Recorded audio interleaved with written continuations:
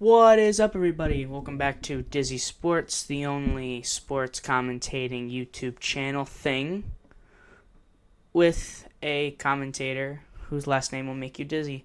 My name is Noah Dizinius, and today we are going to be talking about NFL Week 4, my predictions, and what I got wrong last week, because, oh boy, I got a lot of stuff wrong. I got 3 games I specifically want to talk about that I got wrong. Majorly wrong. And I want to say one game that I knew that was on the fence about where I thought that it could go either way. So let's start with the week 3, kind of recap and what happened. So as I'm looking at my rusty dusty screen here, I see that the Colts beat the Ravens. And I distinctly remember saying last week, hey, don't sleep on this game. Don't sleep on it being a tight game. Don't sleep on the Ravens choking if they do. And they did. That was mostly because Justin Tucker apparently gave all his powers to Matt Gay. So Matt Gay made all the kicks. That's fine. That happens, I went 10-6 last week. I overall did well, but I didn't do as well as I would have hoped. As anyone would have hoped. A little better than average. Hey, you know what? We'll take that.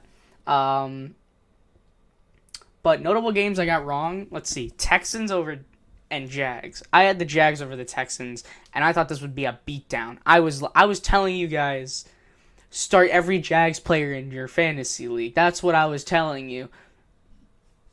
I'm sorry. I have Travis Etienne on my fantasy team, which is something I wanted to do last week, was explain my fantasy roster and maybe show and give some fantasy tips at the end because, I want to spice it up a little bit and do something different. But I really shouldn't because I'm 2-1 and I'm about to be 2-2. I have like a 40% chance to win this week, so but hey, anything can happen, man. But I have ETN on my squad, so that's why I was like, start him. The Texans defense is so buns. Not wrong. I'm pretty sure ETN scored like 17 points still, but even if, the Texans, CJ Stroud and Tank Dell look like a new duo, a dynasty. They look scary, like horrifying. Not blow the socks off, but CJ Stroud looks like Rookie of the Year, easy, offensive Rookie of the Year, obviously. What's the other game that I got horribly wrong? Before I move on to the one I distinctly really, really got wrong. Cowboys and Cardinals. I think everyone was wrong on this. Name me one person who was right about the Cardinals winning the entire game. Because we saw the first half and we thought, oh, they're doing the Giants thing. The Cowboys with the better roster will come back and easily beat them in the second half. And then the second half happened. And we're sitting there like, oh. So the Cardinals are just going to blow the doors off of a team that made Zach Wilson a pretty, no, I can't say anything good about Zach Wilson. I'm a Jets fan. I can't even say anything good about Zach Wilson. Zach Wilson, a player, crap his pants on national television. You'd think that Joshua Dobbs and his offensive line wouldn't stand a chance. Well, they did. And they absolutely beat the brakes off the Cowboys. Now let's move to what was my worst game. What my worst thing was, I said that the Dolphins would lose to the Broncos. Something like in the 30s, like 35, 31, something like that. I said the Broncos' offense would come back, the defense will still strain, but the offense will be back, and they will do good. Little did I know that they would drop 70 points on the Broncos. 70, tying the all-time record of points scored. And they were all offensive touchdowns. There was no punt return or defensive touchdown by Miami that day. It was all 5 rushing, 5 passing. That was it. Broncos, fire Vance Joseph. Vance Joseph is not the man you need. Fire him immediately. Russell Wilson didn't even play that bad of a game. He's been looking better. He's been looking as what I thought he would actually, in reality, be in Denver when he first got there with Nathaniel Hackett. An older veteran. who would be, more serviceable. I thought he would be a veteran version of what he was in Seattle. And that's what he has been. He's been putting up decent numbers, better numbers and better offensive performances than he ever did last year. And yet, his team let up 70 points, tying the all-time record. What can you do in that situation? What can you do? You can't do anything as an NFL quarterback. If your team drops 70, I'm asking coach to take me out of the game. Put in the backups. Let him see who will fight for the 53-man roster next year. Like, don't even put me in that discussion. That's not my fault at that point. Yes, I famously said that the Broncos would beat the Dolphins. And I was horribly wrong. Horribly wrong. But I feel like there's always going to be one a week where I'll be horribly wrong about.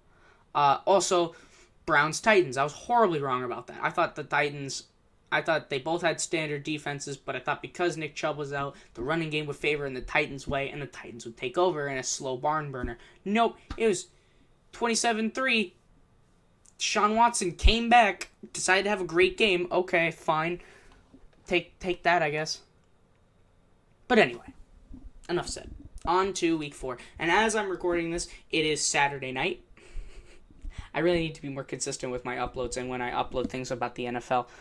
Thursday Night Football already happened, and the Lions beat the Packers 34-20. If you want my actual reaction, here it is.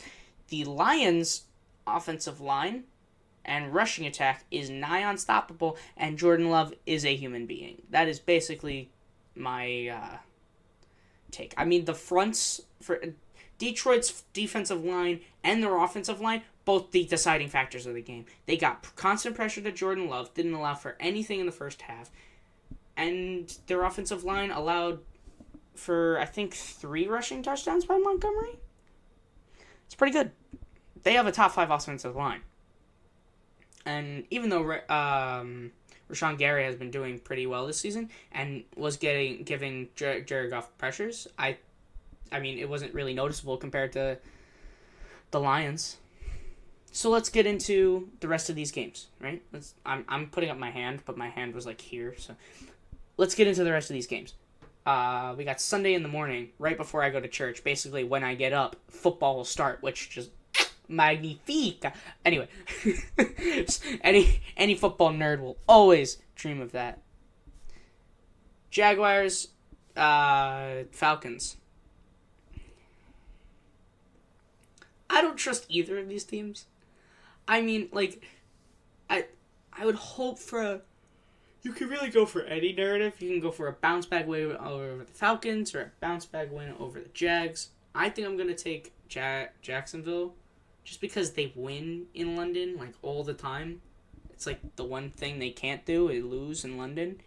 And not only can they not lose in London, I think Calvin really has a revenge game against his old team. Even though it's not really like they parted ways, like they had a bad blood, but still, you know what I mean. I think the Jags will win. Let's say 31-21, and the Jags will ultimately beat them, and Trevor Lawrence will have a bounce back game, and the offense will have a bounce back game. I think this offensive slump that they've been having really will go away. I think just Doug Peterson has to have his head out of his ass, and once that happens, they'll be fine. And I think they'll get it out of their ass this game. Let's see, Rams and Colts. Rams and Colts is 4 hours later. One team won, one team lost. I'm going to pick the Colts here. I think the Colts will start 3-1 on the season. I genuinely believe that. I will say that right now. Because they are getting Anthony Richardson back. They have that great offensive line. He looked... their offensive line was actually alright. It wasn't that great. Other than Quentin Nelson. Their offensive line wasn't that good. Anyway. Anthony Richardson played a great game before he got injured. I think he'll play another great game. And I think he'll show why he was the most athletic and best athletic prospect. I don't think he's the clear-cut number 1 prospect because CJ Stroud is looking like that. It's looking like September already over. It's looking C.J. Stroud, AR, and then Bryce Young. But then again, there's not much sample size.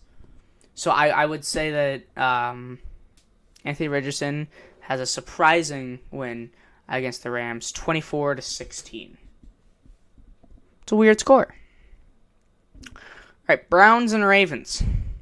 Gonna give you a little secret here. The Browns will win. I totally believe in them now. I didn't believe in their defense. I feel like the signing of Zadarius Smith really went under a lot of people's noses, and especially mine. I was like, I saw that on my phone. I said, that's cool. You know, you think like that's a nice veteran to add. You didn't think that would be what it is, which is monstrous. It's horrifying for other offensive lines because they're like, oh shit, Myles Garrett, and they're blocking Myles Garrett, and then Zadarius Smith comes around and is like, I got you, bitches, and fucking takes the ball out of your hands, or vice versa. That Browns defensive line is monstrous, and if you have Denzel Ward in the secondary, I mean, you can't pass over there. So now you have one person standing at center, looking at one side of the field, only one side, because if they look at Denzel Ward's side, he's just going to knock it down. And then you got two very, very good defensive linemen rushing your offensive line, and that entire offensive line panics, then the receivers panic, then the quarterback panics, and it's just a panic show. But then again, I mean, who have they faced, right? Ryan Tannehill. Let's go through this history here. Ryan Tannehill. Where are the Browns? Kenny Pickett.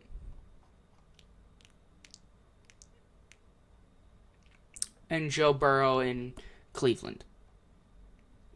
Joe Burrow in Cleveland threw for 84 yards because he's Joe Burrow in Cleveland. And Kenny Pickett is not the best starting quarterback, and so isn't Ryan Tannehill. The Ravens have Lamar Jackson, who looks electric and looks like he's more comfortable in the system. Even though, injuries to everything. I wouldn't be surprised if in Week 8, Lamar goes down for the rest of the season, and then their head coach gets injured. Because why the hell not? The Browns defense will win. Will win them the game. I think this is going to be a sloppy, sluggish match that I think the Browns will come out on top of. 23-15. Let's get another weird scoring thing out there, because the Ravens last week won like 20 or no, it was the first week they won like 25-9, which apparently never happened in NFL history. And they're losing this game 22-19. Like, they have the weirdest scores. So let's put another one on their docket. 23-15. Lamar can only muster up 5 field goals. The Ravens fans will not like me. Okay, Vikings and Panthers. The 0-3 battle that is not as exciting as the other one. I'm siding with the Vikings again. I think they have a team that is better equipped. I'm sorry. Oh my God. I think they can actually do it. I think finally Justin Jefferson can finally have a good game. Kirk Cousins can have a good game, and they win. That, just put those two together. Or if they both have an awful game and the team wins, that's fine. Or you know what I mean, right? Because they've been having, I think Kirk Cousins is on pace for 6,000 yards and an 0-17 season. I swear to God, people are going to look at his stats in 20 years and say, why isn't this guy in the Hall of Fame? And we're going to say, oh, well, it's because it's Kirk Cousins. Like, that's our only reasoning. Kirk Cousins is so known, there are different versions of him. Like around the league. Texas Kirk Cousins, the Dak Prescott, athletic Kirk Cousins. You can put Jordan Love. You can put Taylor Heineke. You can put Justin Herbert in there. Kirk Cousins, that's just Kirk Cousins. You get the idea. So, Kirk Cousins does his Kirk Cousins thing against all Kirk Cousins, also known as Andy Dalton. And the Vikings win in a shootout because both their secondaries are bad. 37-30. 31. I don't know. I just make up these scores as I go. Bengals and Titans, rematch of the AFC divisional round in 2021. I think the Bengals offense still struggles, but they make it out because Ryan Tannehill is the QB equivalent of a toddler who is 6 feet tall and throws 3 interceptions, right? So let's put the Bengals over the Titans in a 21-14 victory. Now the Bucs versus Saints. I don't think this is going to be a good game, and I think it's mostly because Carr had to go to the hospital for a shoulder injury. I don't think Carr is playing set on tomorrow, so I would definitely pick the Bucs because the Saints don't have a quarterback other than Taysom Hill and famous Jameis, who will give the ball right back to his old team as if he's in 2019, going 30 for 30, and the Saints will lose with Jameis Winston throwing 7 interceptions in one half, tying Nathan Peterman's record. Says it's a 42-7 shellacking of the Saints. I'm so mean. Bills Dolphins. This is one I have circled. I am an AFC East division guy. I'm a Jets fan, so I like watching these division games because you like to see how you do in the division. Although, I mean, our season is gone unless we sign anybody other than Zach. They're losing the locker room. I'm going to rant when it gets to Sunday Night Football. Let's be honest.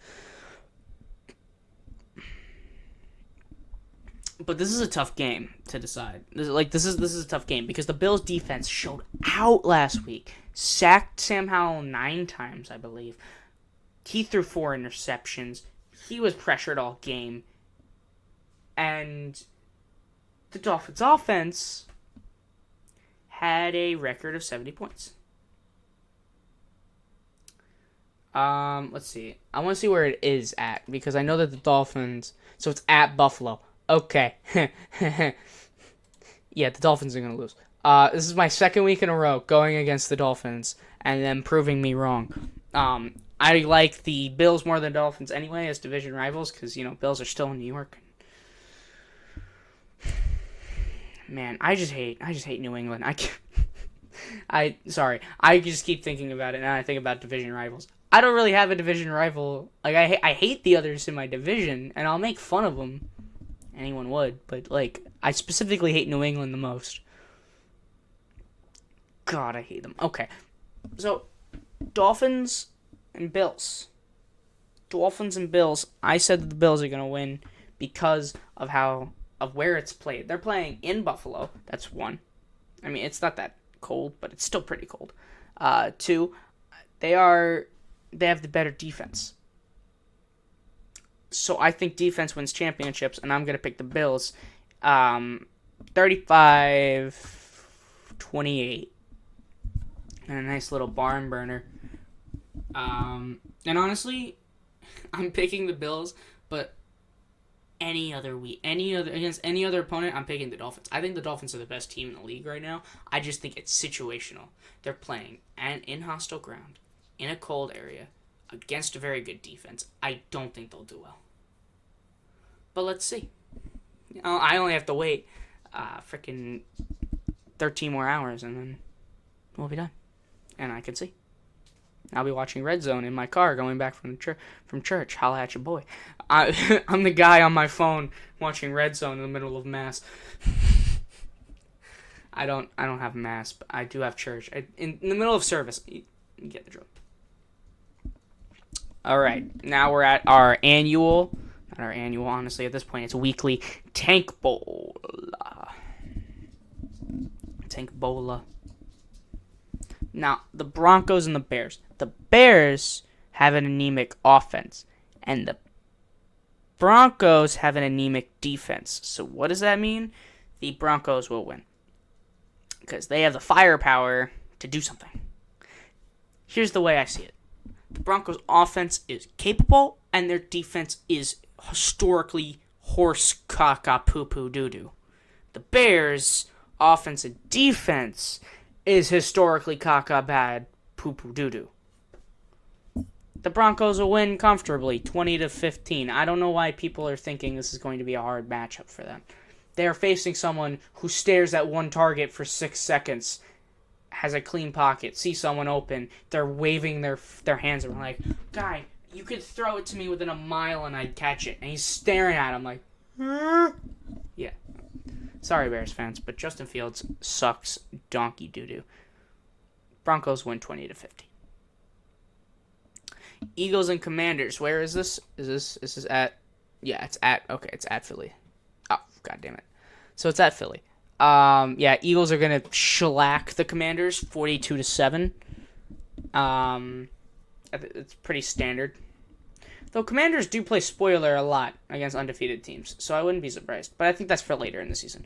Wait till Philly's like 14-0, and then the Commanders will just come in like, hey, remember us last year on Monday Night Football with Joe Buck? I also hate Joe Buck. New Yorker hating Joe Buck in New England. What's new?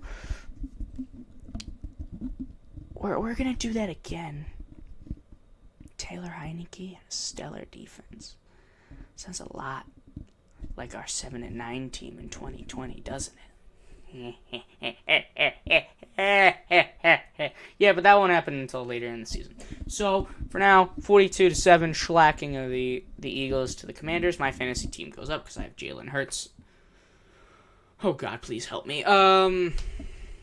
Steelers and Texans. Now, what is actually a good game? You know, before you'd say Steelers, Texans, the Steelers are going to win. But honestly, I'm picking the Texans. I think their offense will do just fine against the Steelers' defense, who only has TJ Watt. So as long as he only gets like 2 instead of 5 sacks on the day, I think they should be fine. So I'm going to pick the Texans to win 27-13. The Steelers' offense is really nothing special. Now we have the Raiders and the Chargers. Let's see. 2 coaches who have their heads up their asses and cannot manage a clock worth a fucking damn. Sorry, that was not for YouTube. But you know what? We are over the 1 minute mark, definitely, so I can talk about them like that. And, you know, clock management, no defenses on each team. This is going to be a large matchup. I'm going to pick the...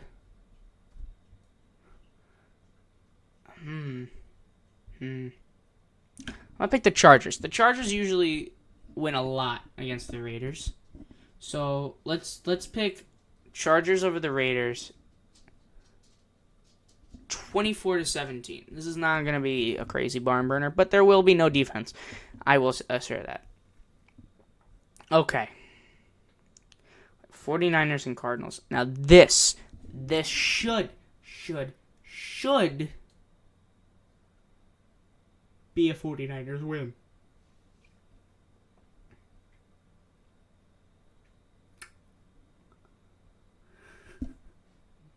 But it's the Cardinals this season, man. So I'm going to pick the Cardinals 100-20. They will crush the Dolphins' record. No, I'm joking. The 49ers will beat the Cardinals 38-17.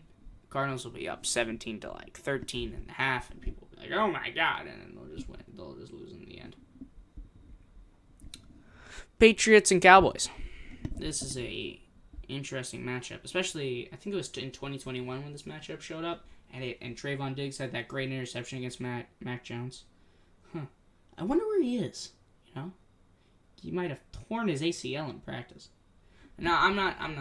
I was making fun there, but honestly, all hopes and prayers to Trayvon Diggs and the Diggs family. I genuinely liked watching Trayvon Diggs play, and I think he's gotten way better in coverage and become less of a ball hawk.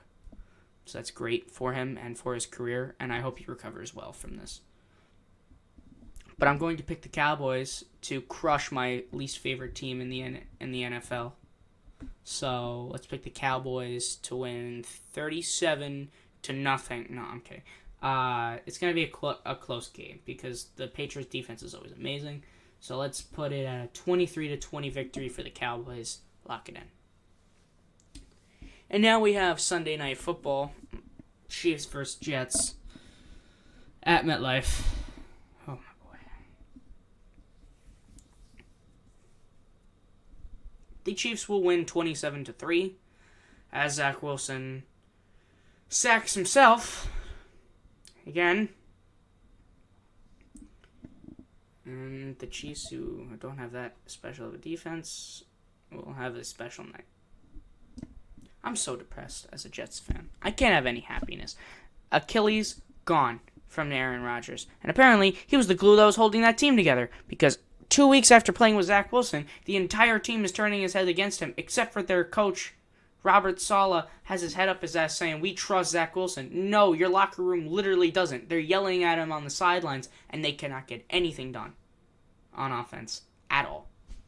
Nathaniel Hackett isn't playing great, isn't calling great plays. Zach Wilson can't read the defense. The run game is abandoned. The offensive line has so many woes because only AVT, Mekhi Becton can play, apparently. Lincoln Tomlinson is mid. Dwayne Brown is missing his shoulder completely and cannot play to save a damn. That's the exact reason why Aaron Rodgers actually got sacked. It was because of Dwayne Brown. He missed his tackle like twice.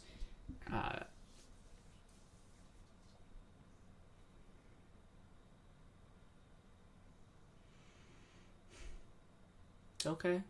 I, as a Jets fan, will see greener pastures in heaven. That is really when I'll see greener pastures, because I bet you the Jets will not win a Super Bowl till the day after I die, and that will suck ass. And Monday night, we got Seahawks and Giants. Same time, MetLife. And exact night after. I think the Giants are going to play spoiler here. They usually beat the Seahawks, and not only do they usually beat them, I think that the Giants they have a good team. Kinda. They have a okay team. I think Seattle is in for a little bit of a rude awakening, because for the past 2 weeks they've been doing really well. And I think there has to be one. I have to pick one underdog per week and hope that's right. So my underdog is going to be the Giants. Woo! I'm wearing blue. Yay. So I will pick the Giants to win another weird scoring one. Let's say 18-15. No team will score a touchdown on Monday Night Football. That is what we all have to suffer through. I hope you guys have enjoyed Dizzy Sports predictions. Now let's recap on what my predictions are. I have the Giants over the Seahawks. I have the Chiefs over the Jets. I have the Cowboys over the Patriots. I have the Niners over the Cardinals. I have the Chargers over the Raiders. Almost forgot that one. I have the Texans over the Steelers. I have the Eagles over the Commanders. I have the Broncos over the Bears. I have the Bills over the Dolphins. I have the Bucks over the Saints. I have the Bengals over the Titans. I have the Vikes over the Panthers. I have the Browns over the Ravens. I have the Colts over the Rams. I got the I got the Jaguars over the Falcons. Whoop, almost missed me there. I got the Lions over the Packers. No, I'm joking. They already played their game on last Thursday. Speaking of, I want to give an apology. This week has been swamped. I've been swamped at the beginning of the school year because I'm applying to colleges and really trying my hardest to lock in for school so that I can have a good semester. So these uploads will probably come at this time, which will be crazy. But I'm sorry for that. And honestly, truly, by the time college admissions roll out and it's the last stretch, like December, January, I will be pumping videos out. I will be pumping them out on time, understandably. Like, it'll be fine. I just have a lot on my plate, and so this is the earliest I can get it done. Was 11:30 the night before Sunday. Yay! So sorry, but hey, that's what happens when you're aspiring to do a lot of things. This is what happens when you have to do work to get this to be your full-time job. But anyways, this has been Dizzy Sports, your only NFL commentating person who has a dizzying name, or a dizzying last name. My first name's fine, but my last name is crazy. And I will see you in the next video. Bye!